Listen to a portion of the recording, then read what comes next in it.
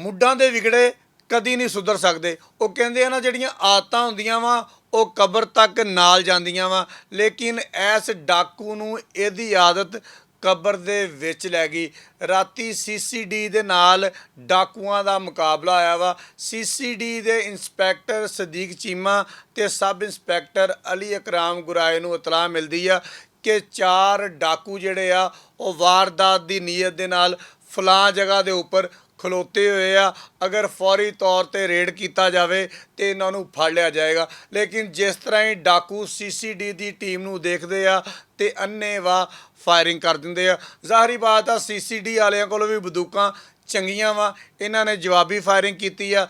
15 ਤੋਂ 20 ਮਿੰਟ ਤੱਕ ਫਾਇਰਿੰਗ ਦਾ ਸਿਲਸਿਲਾ ਜਾਰੀ ਰਿਹਾ ਵਾ। ਫਿਰ ਉੱਥੇ ਇੱਕ ਡਾਕੂ ਜਿਹੜਾ ਵਾ ਜ਼ਖਮੀ ਹਾਲਤ ਦੇ ਵਿੱਚ ਮਿਲਿਆ ਵਾ। ਉਹਦਾ ਨਾਮ ਤੁਹਾਨੂੰ ਮੈਂ ਦੱਸ ਦਿੰਦਾ ਵਾ, ਤੈयब ਵਲਦ ਮਨੀਰ, ਸਕਨਾ 253 ਰੇਬੇ ਦਾ ਇਹ ਬੰਦਾ ਸੀਗਾ। ਇਹਨੂੰ ਜਦੋਂ ਚੈੱਕ ਕੀਤਾ ਗਿਆ ਤੇ ਪਤਾ ਲੱਗਾ ਇਹ ਵੱਡਾ ਖਤਰਨਾਕ ਡਾਕੂ ਆ, ਜਿਹੜਾ ਨਾ ਸਿਰਫ ਡਕੈਤੀਆਂ ਕਰਦਾ ਸੀਗਾ ਬਲਕਿ ਡਕੈਤੀ ਦੇ ਦੌਰਾਨ ਬੰਦਿਆਂ ਨੂੰ ਫਾਇਰ ਮਾਰਨ ਲੱਗਾ ਵੀ ਨਹੀਂ ਡਰਦਾ ਸੀਗਾ। ਇਸ ਤਰ੍ਹਾਂ ਦੀਆਂ ਕਿੰਨੀਆਂ ਹੀ ਵਾਰਦਾਤਾਂ ਇਹ ਕਰ ਚੁੱਕਿਆ ਸੀਗਾ। ਇਹ ਤੋਂ ਪਹਿਲੇ ਸਾਂਗਲੇ ਦੇ ਵਿੱਚ ਪੁਲਿਸ ਮੁਕਾਬਲੇ ਦੇ ਦੌਰਾਨ ਇਹ ਬੰਦਾ ਹਾਫ ਫਰਾਈ ਵੀ ਹੋ ਚੁੱਕਿਆ ਸੀਗਾ, ਯਾਨੀ ਕਿ ਇਹਦੀ ਲੱਤ ਦੇ ਵਿੱਚ ਫਾਇਰ ਵੱਜਿਆ ਸੀਗਾ। ਇੱਥੋਂ ਅਸੀਂ ਅੰਦਾਜ਼ਾ ਲਾ ਸਕਦੇ ਹਾਂ ਕਿ ਜਿਨ੍ਹਾਂ ਬੰਦਿਆਂ ਨੂੰ ਹਾਫ ਫਰਾਈ ਕੀਤਾ ਜਾਂਦਾ ਵਾ, ਇਸ ਗੱਲ ਦੀ ਕੋਈ ਗਰੰਟੀ ਨਹੀਂ ਹੈਗੀ ਕਿ ਉਹ ਵਾਪਸ ਆ ਕੇ ਡਕੈਤੀਆਂ ਨਹੀਂ ਕਰਨਗੇ, ਵਾਪਸ ਆ ਕੇ ਜੁਰਮ ਨਹੀਂ ਕਰਨਗੇ। ਇੱਦਾਂ ਦੇ ਅਸੀਂ ਬਾਰਹਾ ਵਾਕਿਆ ਦੇਖ ਚੁੱਕੇ ਹਾਂ ਕਿ ਜਿਨ੍ਹਾਂ ਨੂੰ ਹਾਫ ਫਰਾਈ ਕੀਤਾ ਜਾਂਦਾ ਵਾ ਜੇਲ੍ਹ ਜਾਂਦੇ ਆ, ਬਾਹਰ ਆ ਕੇ ਫਿਰ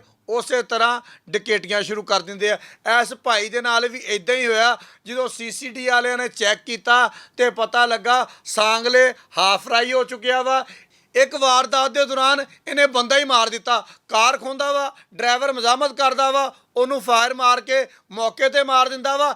ਇੱਥੇ ਗੱਲ ਨਹੀਂ ਰੋਕਦਾ, ਫਿਰ ਕਾਰ ਦੇ ਨਾਲ ਉਹਦੇ ਜਿਸਮ ਨੂੰ ਮਸਲਿਆ ਜਾਂਦਾ ਵਾ, ਮਤਲਬ ਬਾਰ-ਬਾਰ ਉਹਦੇ ਜਿਸਮ ਦੇ ਉੱਪਰ ਕਾਰ ਚੜਾਈ ਜਾਂਦੀ ਆ। ਤੁਸੀਂ ਇਸ ਬੰਦੇ ਦੇ ਜ਼ੁਲਮ ਦੀ ਇੰਤਹਾ ਚੈੱਕ ਕਰਨਾ ਕਿ ਕਿੱਡਾ ਜ਼ਾਲਮ ਹੋਏਗਾ ਜਿਹੜਾ ਸੀਸੀਡੀ ਦੇ ਨਾਲ ਮੁਕਾਬਲੇ ਦੇ ਵਿੱਚ ਮਾਰਿਆ ਗਿਆ। ਮੇਰਾ ਖਿਆਲ ਆ ਕਿ ਸਾਨੂੰ ਇੱਥੇ ਵਜ਼ੀਰ ਆਲਾ ਪੰਜਾਬ ਮੁਹਤਰਮਾ ਮਰੀਮ ਨਵਾਜ਼, ਸੁਹੇਲ ਜ਼ਫਰ ਚੱਠਾ ਸਾਹਿਬ, ਸਦੀਕ ਚੀਮਾ ਔਰ ਅਲੀ ਇਕਰਾਮ ਗੁਰਾਏ ਦੀ ਟੀਮ ਦਾ ਸ਼ੁਕਰੀਆ ਅਦਾ ਕਰਨਾ ਚਾਹੀਦਾ ਵਾ, ਜਿਨ੍ਹਾਂ ਨੇ ਆਪਣੀਆਂ ਜਾਨਾਂ ਦੇ ਖੇਲ ਕੇ ਐਡਾ ਖਤਰਨਾਕ ਮੁਲਜ਼ਮ ਪਾਰ ਕੀਤਾ। ਬਹੁਤ ਸ਼ੁਕਰੀਆ।